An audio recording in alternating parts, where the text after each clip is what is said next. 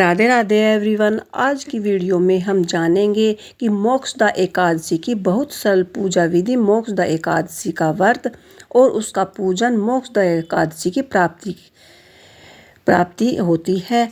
मोक्षदा एकादशी माघ शेष के महीने में शुक्ल पक्ष की एकादशी तिथि को मोक्षदा एकादशी के नाम से जाना जाता है।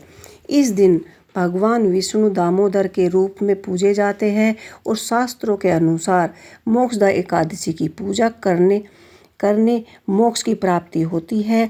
साथ में ही आप अपने पूर्वजों को भी मोक्ष की प्राप्ति होती है।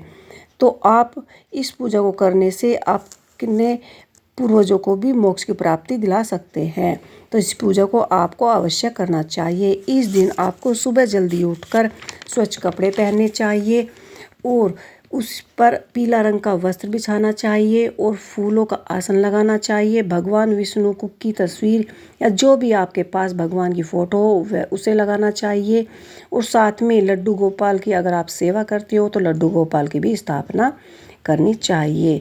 सर्वप्रथम गणेश जी की पूजा की जाती है, तो हम इस पूजा में भी गणेश जी को ही विराजमान करेंगे, क्योंकि हर जगह सबसे पहले हम अपने गणपति बाबा की ही स्थापना करते हैं।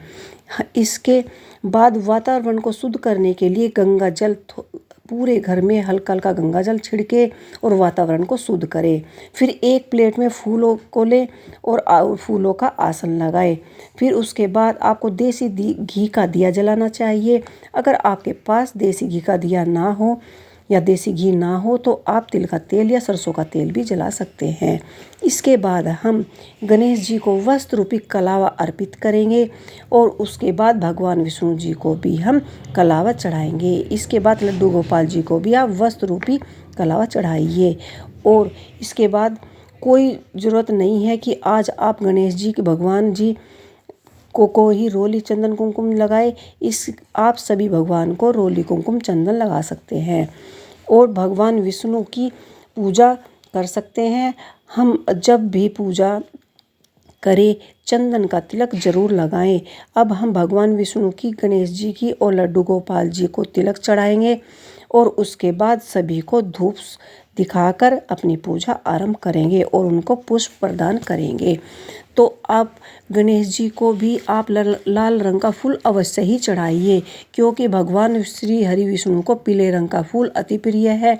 तो हम उनको पीले रंग का ही फूल चढ़ाएंगे और हम ज़्यादातर भगवान विष्णु को पीली चीज़ें इस्तेमाल करें। पीला फल, पीले वस्त्र और पीला ही फूल चढ़ाएंगे, क्योंकि उनको पीला रंग अति प्रिय है। हर चीज़ में हम पीला ही चढ़ाएंगे। इसके बाद देखिए, आपको दक्षिणा चढ़ाना ना भूलें। हम गणेश जी को अलग से भोग चढ़ाएंगे, क्योंकि उसमें हम तुलसा जी नहीं चढ़ाएंगे।